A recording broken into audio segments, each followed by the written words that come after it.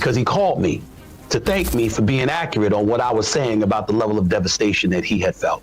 Because it was a painstakingly thing for him to endure, to watch his son plummet, knowing it wasn't because of his ability.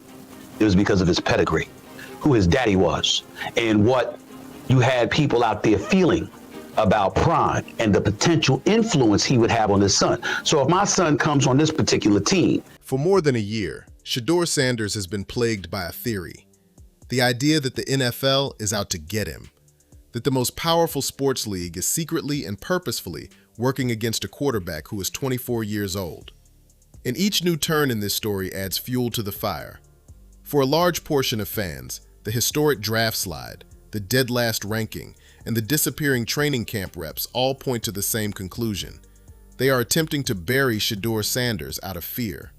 Additionally, his father, Deion Sanders, has never completely concealed his feelings. He has stated publicly that the treatment of his son was painful. He has referred to the criticism as absurd. He has even implied that one of the main reasons he doesn't want to be a coach in the NFL is the way the league treated Shedeur. Thus, the question is present and urgent. Is a plan in place? Is Shedeur Sanders truly a threat to the NFL? Here's the truth, which is more intriguing than any conspiracy theory. There was a legitimate, documented reason why a significant portion of the NFL was leery of Shedeur Sanders. It was genuine fear. Insiders discussed it freely, but it had little to do with his skill, accuracy, or arm. This has never happened in the NFL, that a player who, for all accounts, everyone felt that he would be a number one, at least picked in that number 5 to 10. There were a lot of teams that passed up on him. Some teams that didn't need a quarterback, but there were certainly teams that did need a quarterback. And Shedeur definitely passed all the tests. He had the numbers coming out of school.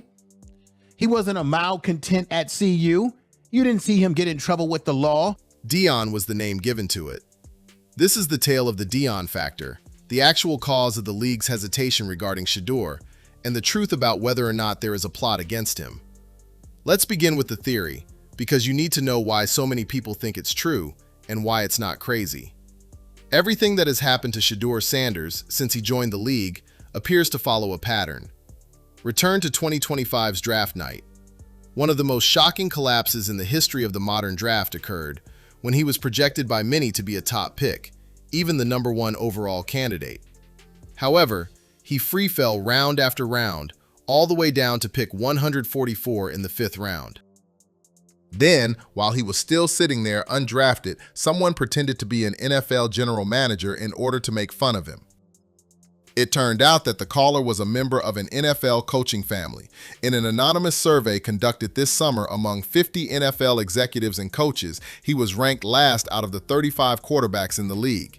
And now, at Brown's camp, his first team reps are mysteriously disappearing and stealthily moving in the direction of the veteran, offering 5 conflicting explanations. When you combine all of that, it becomes clear why fans believe there is a conspiracy. It truly appears to be a league that is constantly coming up with new ways to defeat the same young man. What role does Deion play in this then? Because his voice is more important than anyone else's. In actuality, Deion has exercised caution. He has said a lot, but he hasn't yelled that there is a plot while standing at a podium. He admitted that what they did to Shedeur, because he felt that it was a nab at him, that it did hurt. Let's hear that again. Bygones, hey man, we know you a dog, your kid's a dog, and dogs gonna always rise to the top. You know what I mean? That's what I believe. You know what I mean? There you go. For real. But, yeah, but we talking about it did hurt. Man, Coach, when you talking about it hurt, it hurt us, it hurt me. It hurt. In one podcast, Deion openly acknowledged that the harsh pre-draft process was painful. He claimed that some stupid things happened, but in keeping with his character, he turned them into motivation by claiming that his sons now had the same edge and chip on their shoulders as a young Tom Brady. In another instance, when asked if he would ever be interested in coaching in the NFL, Deion directly cited Shedeur's treatment as one of the primary reasons.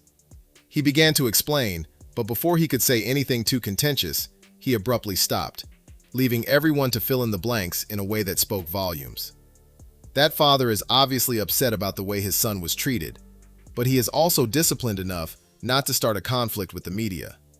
He's not revealing a covert scheme. He's doing something more subdued. He's allowing silence to express what he won't. This is the part that hardly anyone discusses. The actual documented reason why some NFL players were actually anxious about Shedeur Sanders. And it's not what you hear on debate shows. Reputable insiders such as NBC's Mike Florio covered what became known as the Deion factor prior to the 2025 draft. The concept was straightforward and somewhat beautiful. According to reports, many NFL head coaches were reluctant to encourage their team to select Shedeur, not because of his skill, but rather because of his father. It was feared that the coach who hired Shedeur would take on Coach Prime's massive shadow. One day, Deion, a Hall of Fame legend with his own NFL coaching aspirations, might loom over that building and possibly even replace the coach. If Shedeur ever had problems, Deion might publicly blame the roster or the coaching and raise the stakes. You know, I know there's a lot of rumors about the next level, and I can't see that. Yeah. I can't see the next level. And I think a couple people who may have taken shots at my kids, they were afraid that I would go to the and that's where the shots came from. All you got to do is just sit back and listen. That's all you got to do. But people don't want to do that. They want to create. Did you hear what he just said? All you got to do is sit back and listen. They were taking shots at Shedeur, and he's saying that they lied, and you're going to hear it. Let's get back to it. In the most direct way possible, Florio implied that a coach who approved Shedeur's draft selection might be effectively signing their own pink slip. Consider the true meaning of that. It indicates that while some NFL players were afraid, they weren't afraid of quarterback Shedeur Sanders in a very real and documented sense. They were afraid of the Sanders family's strength, sway, and seriousness. That is the sincere core of reality concealed within the entire story of why they are afraid of him. It was a genuine fear. It simply had nothing to do with his skill. It had to do with his last name and all of its connotations. And you have to comprehend NFL psychology in order to truly understand why front offices were frightened. This league has developed a very particular power structure over the course of a century. Leverage is held by the team. The player, especially a young one, is expected to obey the coach, keep his head down, and express gratitude for the chance. Control is essential to that system. Shedeur Sanders should now be dropped into it. He comes with a Hall of Fame father who is currently the head coach, a $1 million personal brand, a fan base larger than most teams, and a family that has never once pretended to need the league's approval for anything. That is a threat to the entire chain of command, not just a gifted quarterback, according to a conventional front office. What happens if Deion has an opinion and the coach benches him?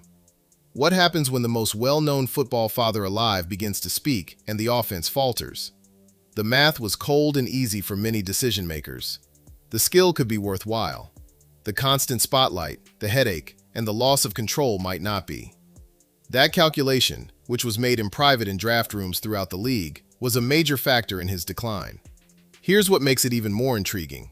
There was more than one side to this conflict. When he got interviewed by Asante Samuels, he also said that he believed that there were coaches in the NFL that were concerned about losing their job to Coach Prime, that they felt that maybe this is a guy that might get hired because of what he's done at CU, right? And this is what he told Asante Samuels, you see on the screen there, that he believed that they were concerned that Coach Prime was coming for their job, that they're concerned that, hey, if we draft. The Sanders family also possessed leverage, and they made use of it. Deion was open about his intention to place his sons in appropriate circumstances prior to the draft. He publicly suggested that Shedeur and Travis Hunter might follow in Eli Manning's footsteps and refuse to play for certain teams in order to push their way to a desired location. He openly stated that he did not want his son to attend a city with cold temperatures. He discussed his desire for the ideal environment, culture, and fit. From a father's point of view, that makes perfect sense. But from the viewpoint of 32 traditional teams that were founded on complete control over their players, that appeared to be something quite different. It appeared as though a family was attempting to impose rules on a league that is not accustomed to receiving instructions. Furthermore, a player or a father who acts as though he has the final say does not sit well with a league that is based on control. This is where the comparison to other football families becomes particularly instructive. Consider the Mannings. Peyton and Eli Manning, the two sons of NFL legend Archie Manning, went on to become elite quarterbacks. However, observe how Archie handled it. He moved into the background on purpose. Without a well-known father watching over the building, he allowed his sons to enter their locker rooms and make their own decisions. Archie made sure his shadow never crossed the field, but the Manning name opened doors. The NFL establishment is at ease with the iconic father who stays in his own lane. Unapologetically, Deion Sanders is the exact opposite of that model. He was watching from the sidelines. He participated in the interviews. He was there for them every step of the way, coaching them in college, building their brand, and directing their careers. That's not a criticism, though. Get back to this. Every time we brought somebody new in, and you're gonna tell me Every situation. You're gonna tell me he had on headphones, Shedeur. Anybody know my son? Understand he's a professional. Like he's gonna go into the meet with headphones on. Like y'all, come on. You know what that tells me, Coach? That tells me somebody was looking for something before they. Boom! Asante Samuels, you just hit it on the nail. They were looking to dirty his son's image up, which is why he dropped. You can't pretend that the NFL views the two parenting philosophies in the same way, even though many people adore him for it. Teams felt at ease with Archie's quiet distance. They were uncomfortable with Deion's boisterous presence, and this difference, whether just or not, is a major factor in why the sons of one family were accepted, while the son of the other family had to fight his way through the 5th round. The actual collision at the center of this entire story is now visible to you. On the one hand, the NFL establishment is extremely uneasy about Sanders' influence, fearful of the shadow, and anxious about its power. Conversely, the Sanders family refused to back down, beg, or act as though they had no leverage at all. That isn't a covert plot in a room full of smoke. It is more genuine and human. Shedeur Sanders is the young man caught in the center of this cultural collision between the unstoppable power of the most powerful family in football and the immovable object of NFL tradition. Let's finally provide an honest response to the major question. Is Shedeur Sanders the target of a concerted effort? The truth is more important than the hype, so I have to be honest with you. A covert league-wide conspiracy in which 32 fierce rivals decide to bury one player is most likely untrue. The NFL doesn't operate that way. These teams despise one another. They are desperate for any advantage. They would have jumped at the chance to steal if even one of them genuinely thought Shedeur was a franchise quarterback being unfairly passed around. The fact that they didn't indicates that the doubt was real and not fake, at least in terms of talent. Therefore, there isn't a big conspiracy with a well-thought-out plan. This is important, but it doesn't mean that nothing is happening.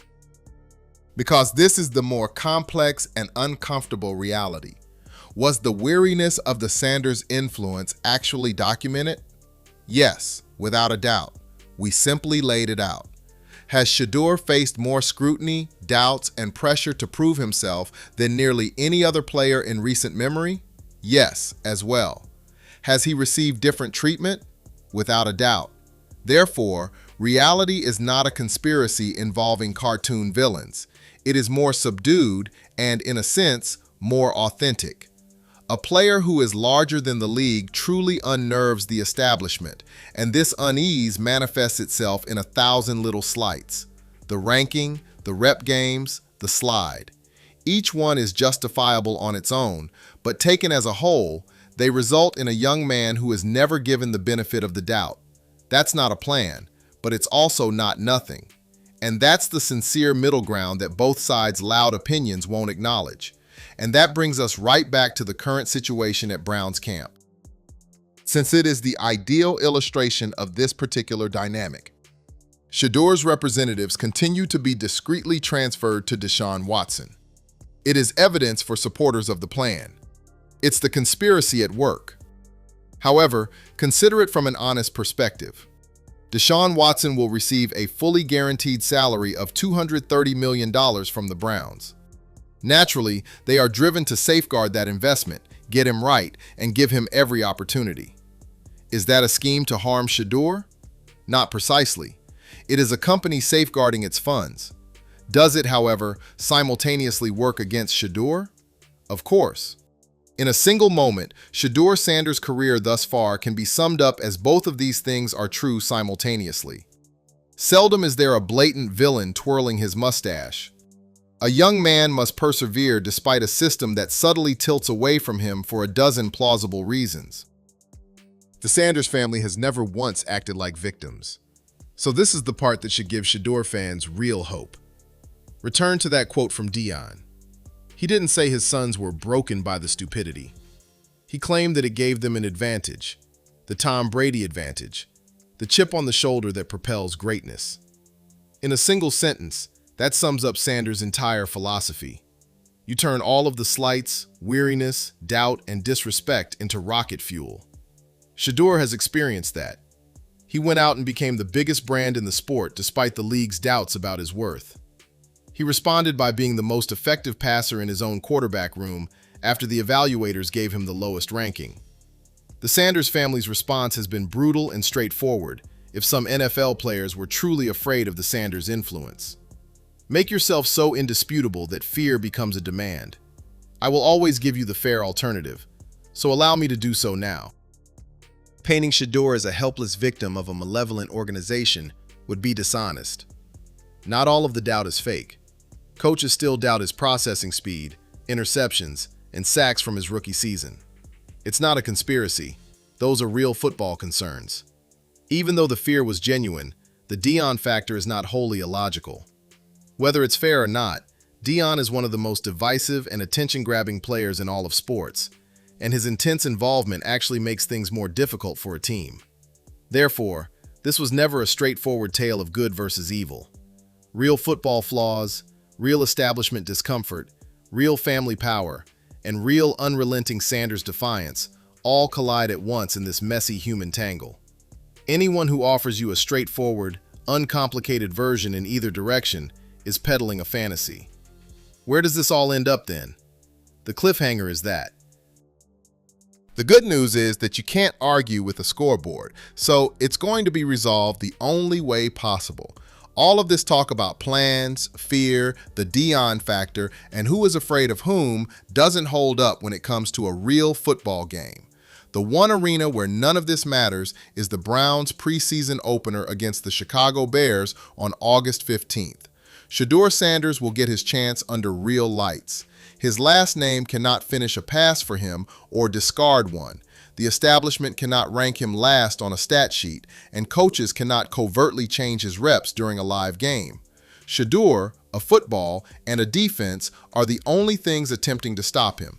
If he performs as well as the numbers indicate, then every hint of a plan and every bit of fatigue begins to seem ridiculous, because the son's performance, rather than his father's tirade, is the ultimate response to their fear of him. I want you to do this. In your comments, be truthful.